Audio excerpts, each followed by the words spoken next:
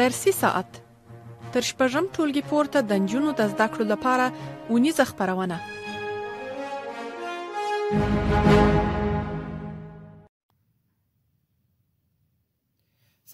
سلامونه نیکي هیله مې ومنئ. هیله لرم چې جوړ روغ او صحتمند یاست. ښه راغلاست د 12م ټولګي و 12م لوست.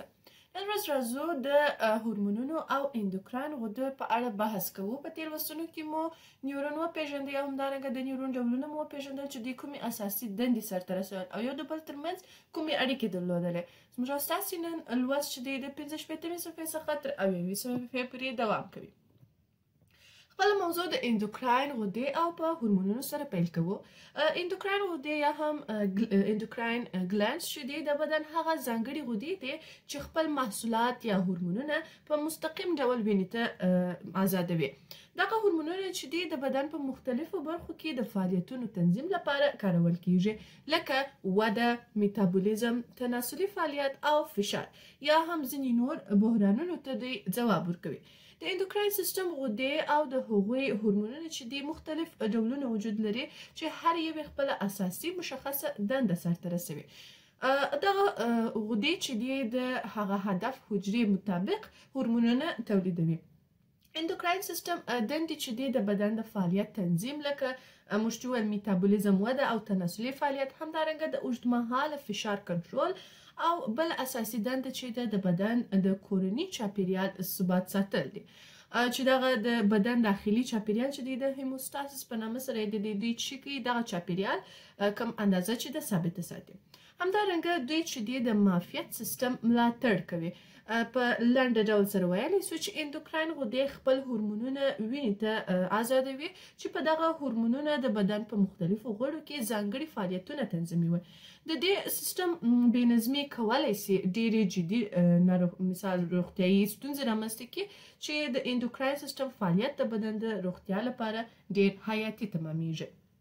ورپسې راځو د هورمونونو او عصبي لیږدونکو کیمیاوي پیغامونو رسونکو په حیث د دوی کوم په حیث چې دا کوم عصبي سیستم چې دی هغوی هم ځینې هورمونونه ترشح کوي چې هغه څه که ووایو.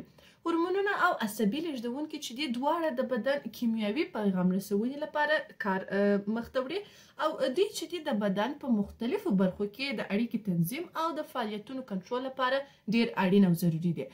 خو د دوی د فعالیتونو سرعت او د ارتباط بڼې ترمنځ ډیر توپیرونه شته. که چیرې موږ راسو هورمونونه ووایو، هورمونونه چې دی د اندوکراین غدو لخوا وینې ته آزادیږي او د بدن په نورو برخو کې هدف حجرو ته ځان رسوي. دی چې دی مثال موقعیت چې دی د وینې له لارې لیږدول کیږي، دغه کوم توپیرونه دي. همدارنګه د عمل ساحه چې د بدن له لارې دوی چې کوي هغه حجرو باندې خپل تاثیر اچوي او دوی چې دی اغیزه یې ورو خو اوږدمهاله وي، لکه د ودې یا میتابولیزم تنظیم. لکه ښه مثال چې دی هغه موږ او تاسې د انسولین دا ورکولی سو چې د وینې د شکر کچه چې کوي دی تنظیموي. همدارنګه د ټسټوسترون او استروجن د تناسلي فعالیتونو تنظیم دی او بل مثال یې د کارټیزول د مثال موږ وایو چې د فشار یا سټرس په وخت کې د بدن ځواب تنظیموي. همدارنګه ټیروکسین دی چې د میتابولیزم سرعت لوړوي.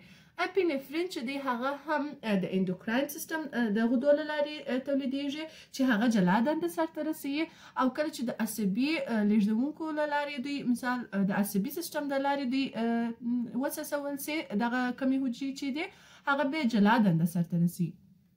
ورپسې راځو عصبي لیږدونکي وایو. عصبي لیږدونکي چې دی هغه کیمیاوي مواد دی چې د نیورونونو ترمنځ په ساینپس کې سیګنال لیږدوي چې دی خپل موقعیت کې چې موږ په نظر کې ونیسو دوی چې دی د نیورونونو په ساینپټیک خلا کې خوشي کیږي، آزادیږي، مګر کوم هورمونونه چې هغه په وینه کې چې کېدله ګډېدل.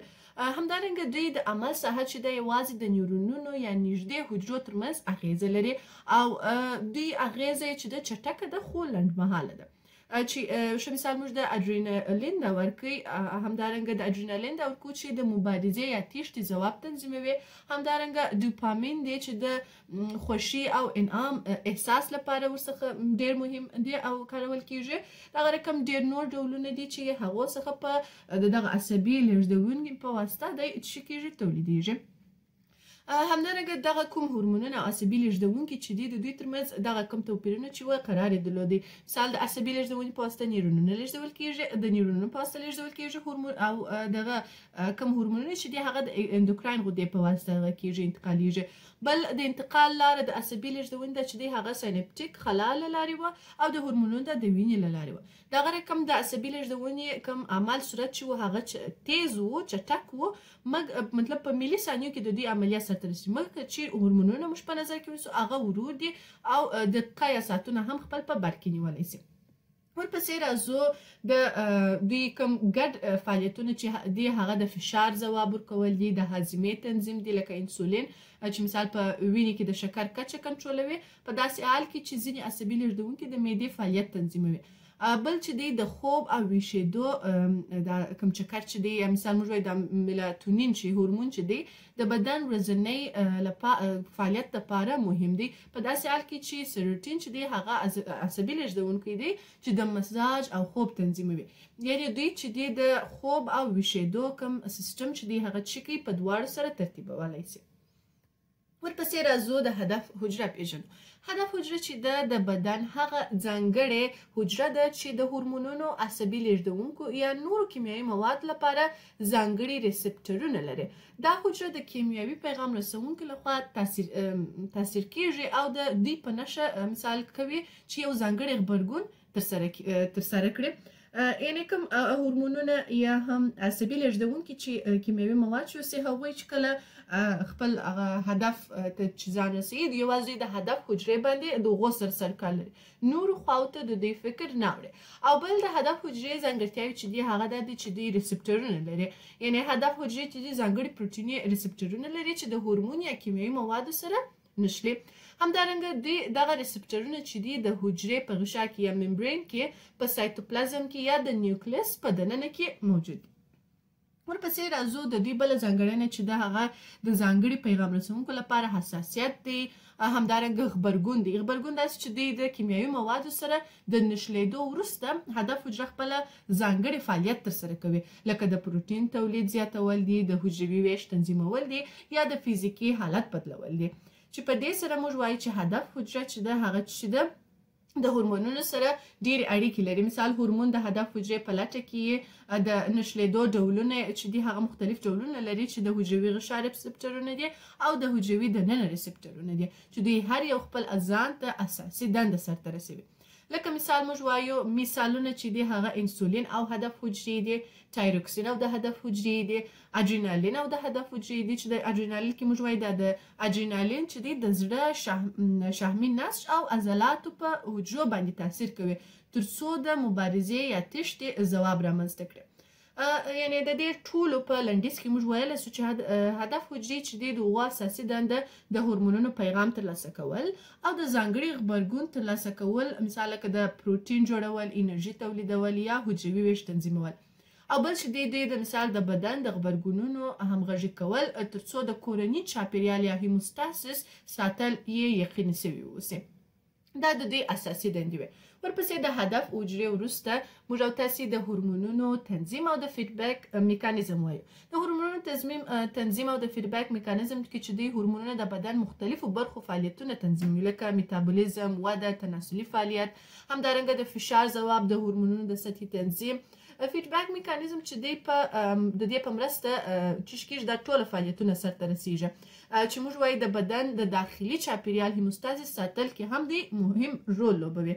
ورپسې د هورمونونو د کم تنظیم چې دی دغه هورمونونه د اندوکراین غدو لخوا تولید او خوشې کیږي او وروسته د وینې له لارې بدن ته لیږدول کیږي تر څو ځانګړي برخې ته پیغامونه واستوي.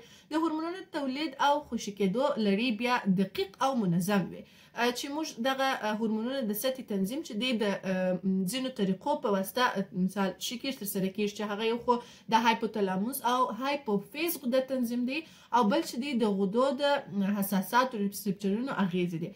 د فیډبیک میکانیزم چې دی هغه موږ وایو د هورمونونو که چیرې فیډبیک میکانیزم د هورمونونو تولید او آزاد کېدلو تنظیم کولو لپاره یو دوی کړنلاره ده چې دغه میکانیزم چې دی خپله په دوه ډوله دی چې یو یې منفي فیډبیک دی بل یې مثبت فیډبیک دی.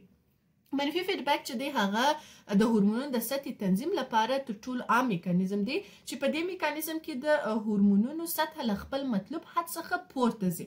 نو کله چې پورته سي نو بدن د دغه سطحې د کمولو لپاره اقدام کوي.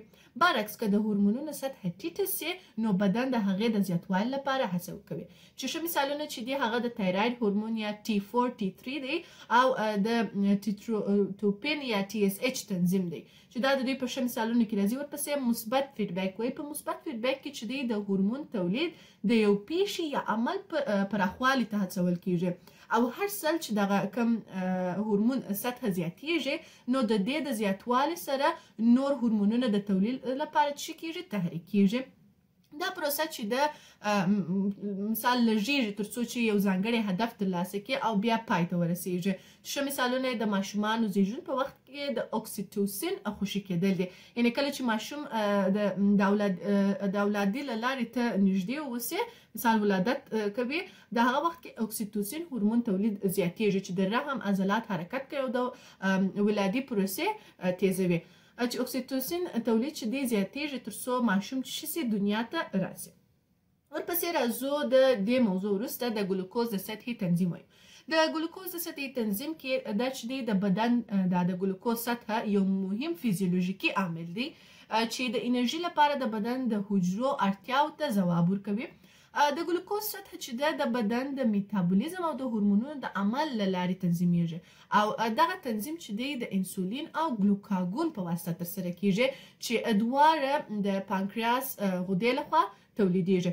د ګلوکوز د سطحې تنظیم چې دی انسولین مثلا د انسولین چې تولیدیږي هغه پروسې کې یعنې انسولین راځي د انسولین د عمل پروسه پکې کې راځي. همدارنګه د دوی انسولین د شحم او ګلوکوز ذخیره کولو کې مرسته کول د ګلوکاګون جوړېدل او د ګلوکاګون د عمل پروسه د پکې کې دا ټول چې دی شامل دي. ورپسې د ګلوکوز د سطحې تنظیم وروسته د کلسیم د سطحې تنظیم وایي. د کلسیم یو خپله چې ده په ګلوکوز کې پاتې دي نه وي چې دغه کوم د ګلوکوز سیستم چې دی هغه ناسم که چیرې مثال سطح سم په ډول سره تنظیم نشي د ډېرو ناروغۍ رامنځته کېدو لامل کیږي.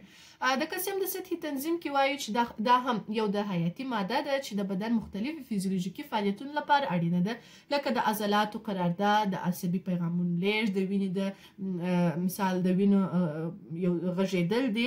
همدارنګه او د هډوکو جوړښت دی د کلسیم د سطح چې د بدن په وینه کې په ټیټه کچه کې ساتل کیږي او د دې سطحې تنظیم د څو هورمونونو په مرسته ترسره کیږي چې مثال د پاراتایراید هورمون دی یا PTH دی د کلسترولین دی او ویټامین ډي په شمول. دا ټول چې دي چې کوي د کلسیم سطح کنټرولوي.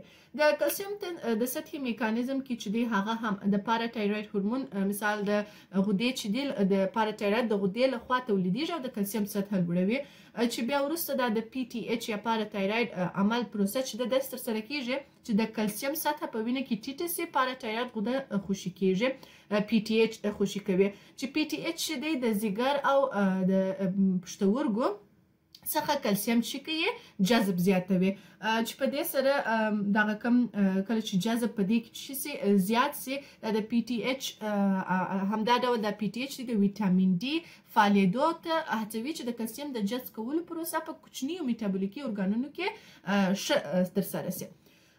دا د کلسیم اندازه د تنظیم چې موږ وایي په بدن کې چې دی د کلسیم سطح د دې هورمون په مرسته تنظیمیږي چې هر یو یې د مختلفو ارګانونو او پروسو په واسطه د کلسیم د جذب ذخیره کولو او خوشي کولو پروسه کنټرولوي. دا د کلسیم د سطحې تنظیم چې دی یعنې د دې که چیرې بې نظمي په دې کې رامنځته سي د ډېرو ناروغیو رامنځته کېدو لامل کېدلی سي. په اخرنۍ برخه کې 3 پوښتنې لرو. لومړنۍ پوښتنه ده د اندوکراین غدې او هورمونونه څه شي دي واضح کړئ. دویمه پوښتنه ده د هدف حجره واضح کړئ. او اخرنۍ پوښتنه ده د کلسیم اندازه په څه ډول تنظیم کیږي هغه واضح کړئ. ستاسو ټول د توجه څخه نړۍ مننه.